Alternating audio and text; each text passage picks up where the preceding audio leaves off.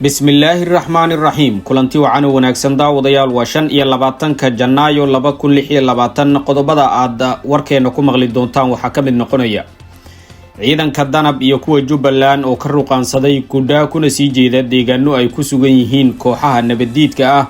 Haddaba waa maxay sababta ay halkaasi uga sii dhaqaajiyeen? Halkan ayaan idinkula wadaagi doonaa. Waxa kale oo aad maqli doontaan qasaaraha ka dhashay gaari ay saarnaayeen dad shacab ah oo lagu qarxiyay Balcad ayaan sidoo kale halkan idinkula wadaagi doonaa. Waxa kale oo aad maqli doontaan Ra'iisul Wasaare Xamse Cabdi Barre oo sameeyay magacaabis cusub adabayaal la magacaabay yaa xilkii weeyay. Halkan ayaan sidoo kale idinkula wadaagi doonaa.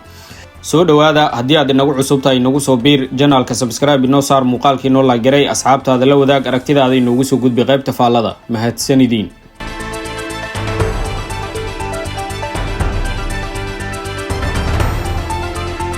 ciidanka Danab iyo kuwa Jubbaland ayaa ka ruqaansaday deegaanka guddaa oo maalmihii ugu dambeeyay ay ku dagaalameen kooxaha nabadiidka ah.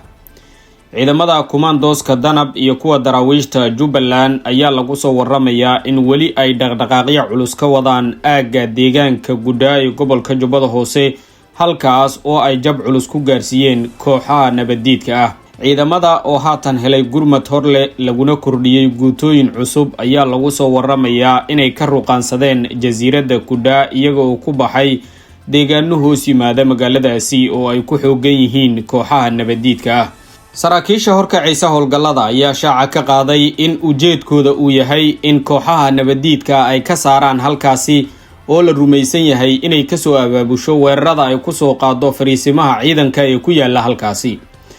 xaaladda ayaa aad u kacsan waxaana laga cabsi qabaa in mar kale dagaalo xoogan ay ka dhacaan duleedka deegaanka guddaa ee gobolka Jubbada Hoose oo ay hadda dhaqdhaqaaqyo ka wadaan ciidanka xoogga dalka Soomaaliyeed gaar ahaan guutooyinka Danab iyo ciidanka daraawiishta maamulka Jubbaland. sidoo kale waxaa howlgalladan qayb ka ah diyaaradaha dagaalka Mareykanka oo hawada ka taageeraya commandoska Danab iyo sidoo kale daraawiishta Jubbaland ee dagaalka xureynta ka wada aagaasi. dhinaca kale howlgalladii ugu dambeeyay oo dhacay 24 saac ee lasoo dhaafay ayaa lagu dilay ku dhawaad 30 xubnood oo ka mid ahaa kooxaha nabadiidka ee ka firxaday deegaanka guddaa ee gobolka Jubbada Hoose sida lagu sheegay war-saxaafadeed ka soo baxay dowladda Soomaaliya. ciidamada commandoska Danab iyo kuwa Jubbaland ayaa sii wada howlgallo ballaaran oo ka dhan ah kooxaha nabadiidka kuwaas oo ka socda deegaano ka tirsan duleedka fog ee deegaanka guddaa. howlgalladii ugu dambeeyay ee la sameeyay ilaa xalay ayaa lagu dilay 24 xubnood oo ka tirsan kooxaha nabadiidka iyadoo sidoo kale lagu soo qabtay 2 xubnood oo dhaawac ah kuwaas oo ku dhuumalaysanayay dhulka hoodka ah ee guddaa ayaa lagu yiri qoraalka ka soo baxay dowladda Soomaaliya. waxa kale oo la soo raaciyay sidoo kale aroornimadii saakay ciidamo howlgal qorshaysan ka fuliyay isla deegaankaasi ayaa dilay 4 xubnood oo ka mid ahaa firxadkii kooxaha nabadiidka ee ka baxsaday dagaaladii hore ayaa lagu yiri qoraalka. dowladda federaalka Soomaaliya ayaa shaaca ka qaaday in howlgalladan ay qayb ka yihiin dadaalada lagu xaqiijinayo amniga laguna ciribtirayo araadiga kooxaha nabadiidka si looga hortago in mar kale ay weerar ka fuliyaan halkaasi.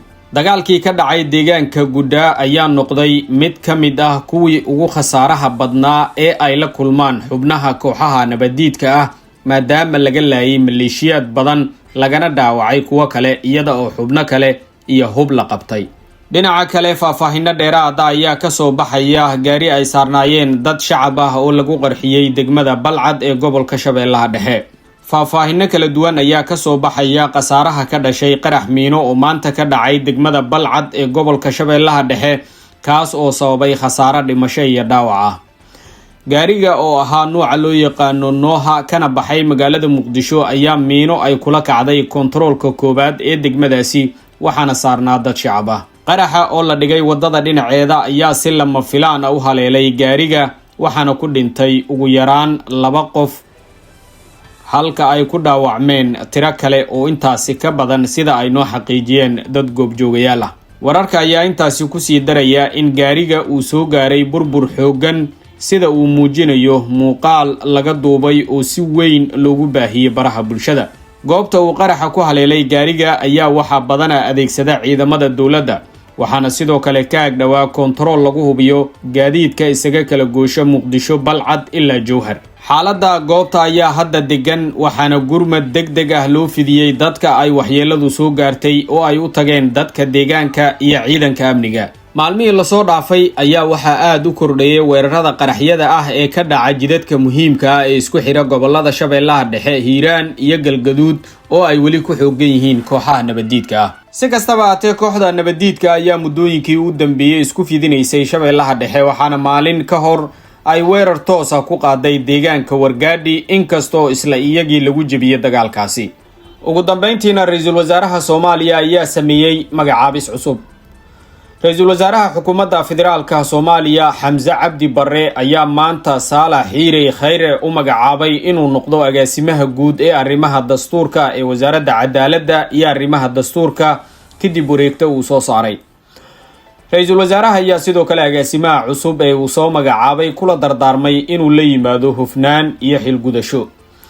Saalax Xiire ayaa horey uga tirsanaa howlwadeennada maamulka gobolka Banaadir, gaar ahaan maamulka degmada Warta Nabadda ee gobolka Banaadir, isaga oo noqday gudoomiye ku-xigeenkii arrimaha bulshada iyo wacyigelinta ee degmadaasi. ra'iisul wasaare Xamse Cabdi Barre ayaa maalmo ka hor waxa uu sidoo kale u magacaabay agaasimaha guud ee arrimaha cadaaladda ee wasaaradda cadaaladda iyo arrimaha dastuurka Axmed Xasan Yuusuf oo xilka la wareegay. indhawaanahan Xamse ayaa waday isbeddello waaweyn oo ku aadan xukuumadda dan qaran, wuxuuna horey u magacaabay wasiirro cusub iyo madax waaxeedyo ka tirsan xafiiskiisa si loo dardargeliyo shaqada xukuumadda. magacaabista ka socota xafiiska ra'iisul wasaaraha ayaa la xiriirtay isbedelada waaweyn ee ay wado xukuumaddiisa oo dhowaan 3 sano jirsatay si loo dardargeliyo shaqadeeda. ra'iisul wasaaraha ayaa sidoo kale la yimid isla xisaabtan golaha wasiirada ah, isaga oo kormeer ku tegay dhowr xarumood oo muhiim ah sida garoonka diyaaradaha Aadan Cadde oo cabasho ay ka timid balse la xaliyay, iyo xarumo wasaaradeed oo ku yaala caasimadda dalkeena oo uu ku tegay booqashooyin si uu u qiimeeyo shaqada ka socota. waxa kale oo ra'iisul wasaaruhu xaliyay cabashooyin badan oo ka yimid wasaaradaha qaar oo shaqaaluhu ay ka soo cawdeen, isagoo toos u farageliyay waxna ka qabtay arrimahaasi. guud ahaan saaxiibayaal, warbixinteenii inta ayaan kusoo koobaynaa. waxaan idinka codsanaynaa haddii aad inagu cusub tahay inaad channelka subscribe inoo saarto, muuqaalkii noo like garayso, asxaabtaada la wadaagto, aragtidaadana aad inoogu soo gudbiso qaybta faallada. mahadsanidin.